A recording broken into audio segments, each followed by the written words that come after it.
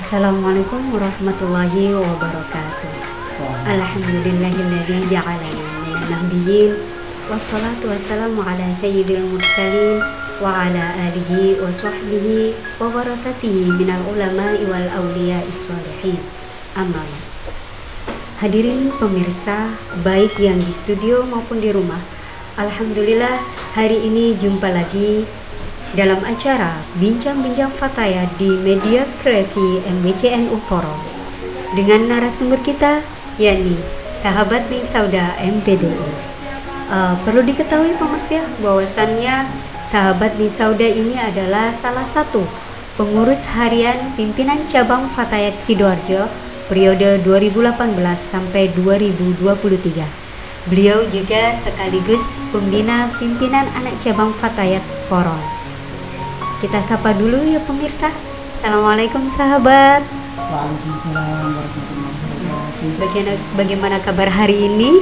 Sehat ya? Alhamdulillah, sehat selalu mudah-mudahan. Alhamdulillah. Pemirsa, tema kita pada kali ini yakni berkaitan dengan citra diri kader Fatayat NU. Perlukah kita itu memiliki citra diri ya? Sebagai seorang kader Fatayat NU. Harus. Mungkin bisa dijelaskan atau diulas tentang apa itu citra diri. Apakah punya ciri-ciri khas tersendiri atau bagaimana? Monggo, sahabat Ning Sauda. Terima kasih. Assalamualaikum warahmatullahi wabarakatuh. Hamdan wa syukran laka ya Allah. Salatu wassalamu alaika ya Habiballah. Asyhadu an la ilaha illallah wa asyhadu anna Muhammadar Rasulullah. Amma ba'd. Baik pemirsa yang ada di studio maupun di rumah, khususnya sahabat-sahabat Fatayat, baik yang ada di Rantai maupun di Aceh, khususnya di wilayah Kecamatan Porong yang sangat kami banggakan. Saat ini kita masih ada dalam posisi atau dalam masa pandemi. Untuk itu jangan sekali-kali kita lupa dengan protokol kesehatan. Ingat 5M. Yang pertama adalah memakai masker, yang kedua cuci tangan dengan air yang mengalir, yang ketiga jaga jarak, yang keempat jaga imun, dan yang kelima ini yang bagus sekali adalah jaga iman. Insya Allah, iya bagus. Kalau lima-limanya ini kita selalu mengindahkan, insya Allah kita akan selalu dilindungi oleh Allah dan dalam keadaan sehat walafiat. Amin. Baik, kalau tadi dikatakan oleh saudari Presenter bahwasanya kali ini kita akan sharing, berbagi tentang apa sih citra diri kader Fatayat NU, apakah diperlukan. Nah, dari kata citra diri kader Fatayat NU ada 2 poin yang harus kita garis bawahi. Yang pertama adalah citra diri, yang kedua kader Fatayat NU. Apa sih citra diri itu? Citra diri merupakan gambaran yang dimiliki oleh orang banyak kepada seseorang yang mana dia adalah sebagai kader Fatayat Nahdlatul Ulama. Jadi gambaran orang banyak gimana sih? Gambaran orang banyak tentang pribadi dari kader Fatayat NU itu. Nah, terbentuk dari citra diri identik dengan perempuan yang suka harum, suka bagus. Diharapkan itu kader Fatayat NU itu dimanapun berada itu harus yang baik yang diberikan. Itu. Kemudian yang kedua tentang kader Fatayat Nahdlatul Ulama. Apa sih kader Fatayat Nahdlatul Ulama itu? Apa sama dengan anggota yang lain, anggota Fatayat NU? Tentunya ada perbedaan, walaupun itu banyak ataupun sedikit. Nah, kader Fatayat NU adalah anggota organisasi yang memahami tentang fungsinya, memahami pula ideologinya, visi dan misi organisasi, dan bertanggung jawab tentang perkembangan di kehidupan di tengah-tengah masyarakat. Jelasnya. Berarti ada citra diri, ada kader. Nah, berarti ini saling menyatu. Berarti fungsinya ini apa? Fungsi dari kader itu sendiri kalau sudah punya citra diri, kemudian sudah terbentuknya kader. Berarti fungsi dari kader itu sendiri dalam masyarakat dalam itu masyarakat. Betul.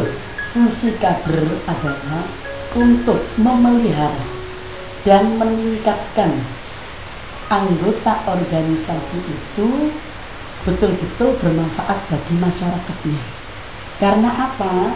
Dari kader tersebut tentunya ada ciri-ciri yang harus dimiliki sehingga berbeda dengan anggota fatayat yang lainnya. Maka itu bisa dikatakan kader. Tapi kalau tidak ada punya ciri-ciri yang tertentu, mungkin itu anggota fatayat biasa. Nah, itu diantaranya. berarti ini nanti ada keterkaitan dengan tujuan didirikannya fatayat itu sendiri. Betul sekali. Ini keterkaitannya seperti apa nyambungnya? Kalau sudah punya citra diri, kemudian sudah menjadi kader, sudah tahu fungsi dalam masyarakat itu sendiri. Nah, ini keterkaitan dengan tujuan didirikannya fatayat apa ya? Bagus sekali, karena memang kader itu apakah dibutuhkan sesuai dengan tujuan daripada berdirinya fatayat. Betul, bahwa di antara tujuan berdirinya fatayat adalah untuk membentuk perempuan muda Nahdlatul Ulama yang berakhlak, berwawasan luas, bersosial, kemudian berkualitas tentunya, berkreatif, inovatif, serta mandiri, dan ini garis bawahnya adalah berguna bagi agama, nusa, bangsa, dan negara. Itu fungsi dari kader fatayat Nahdlatul Ulama. Oke pemirsa, tadi sudah dijelaskan tentang keterkaitan antara fungsi kader itu dengan tujuan didirikannya fatayat. Maka kalau dari situ itu bisa dicermati bahwasannya tujuan didirikannya fatayat itu bisa ditarik kesimpulan kader fatayat tadi sudah disampaikan belum ya? Punya ciri-ciri khusus. Ciri-ciri khusus. Nah, ini yang tidak boleh lupa sahabat, bahwasannya sebagai seorang kader fatayat harus memiliki ciri-ciri khusus yang ada pada diri kita. Gitu. Mungkin bisa diulas sedikit tentang ciri-ciri dari kader fatayat. Memang seorang kader fatayat itu harus punya ciri-ciri tertentu. Di antaranya adalah amanah. Amanah dapat dipercaya dalam artian ucapannya, tingkah lakunya harus dipercaya diri sendiri pun orang lain. Kalau di organisasi berarti bagi anggota semuanya. Kemudian yang kedua adalah mungkin militansi. Militansi atau loyal. Sebagai kader fatayat Nahdlatul Ulama, kita harus militan, loyal. Dalam artian loyal tidak pada materi saja, waktu pun kita harus sempatkan. Kemudian kalau memang ada rezeki, itu pun kita harus bisa memberi. Kemudian wawasan juga, betul. Di tingkat yang paling kecil, di keluarga, di ranting ataupun di PAC-nya, itu kalau sudah jadi kader memang harus bisa militansi. Kemudian yang ketiga adalah berwawasan luas. Berwawasan luas, satu contoh, tidak mungkin kan seorang kader itu disamakan dengan anggota yang biasa. Maka ini perlu wawasan yang luas itu. Andai kata jadi pemimpin, baik itu di rantingnya ataupun PAC ada permasalahan, maka dia cepat untuk memberi solusi. Karena apa? Wawasannya yang luas. Jadi wawasannya setingkat lebih tinggi dari anggota yang lainnya. Kemudian yang keempat itu adalah punya jaringan, artinya bagus, bisa membentuk jaringan yang lain, berhubungan dengan yang lainnya. Karena apa? Sebuah organisasi tidak mungkin jalan di tempat, tetapi harus dikembangkan. Lah, jaringannya itu tidak hanya pada anggota fatayat saja, bisa dengan badan otonom NU yang lainnya seperti Ansor, ataupun pada adik-adik kita IPMU dan IPP. Bisa juga di instansi pemerintah. Kalau di tingkatan ranting berarti di pemerintah desa. Kalau itu di termasuk implementasi silaturahmi ya, intern maupun ekstern. Ya. Kemudian yang kelima itu diantaranya adalah berkreasi dan inovatif. Artinya seorang kader itu bagaimana caranya anggota ini senang ikut fatayat. Ternyata fatayat itu tidak hanya pada agama saja, tapi di situ banyak sekali sosial yang lainnya. Mungkin di bidang kesehatan ternyata masuk di situ. Kemudian di bidang ekonomi masuk juga. Di bidang advokasi itu ada juga ternyata di fatayat. Nah, mama-mama muda ya yang kreatif, inovatif. Kemudian yang keenam adalah tentunya ini berakhlakul karimah. Ini yang sangat penting. Karena apa? Orang melihat bahwa fatayat itu pasti orangnya ya santun dalam berucap, kemudian santun dalam bertindak.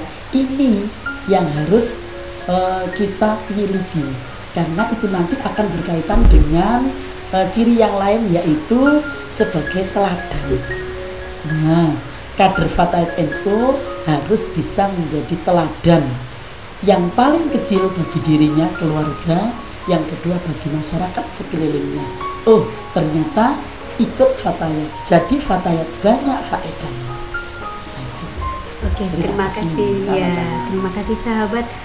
Pemirsa, dari uraian di atas bahwasannya sosok kader fatayat NU adalah wanita muda, religius, kemudian berilmu atau berintelektual, harus militan, bermoral, sosial, kreatif, inovatif, dan tak lupa mandiri. Gambaran seperti itulah yang harus menjadi output dari setiap pelatihan-pelatihan yang ada di Fatayat NU. Demikian pemirsa bincang-bincang Fatayat bersama narasumber kita, sahabatnya Sauda MPDI. Terima kasih. Wassalamualaikum warahmatullahi wabarakatuh. Waalaikumsalam.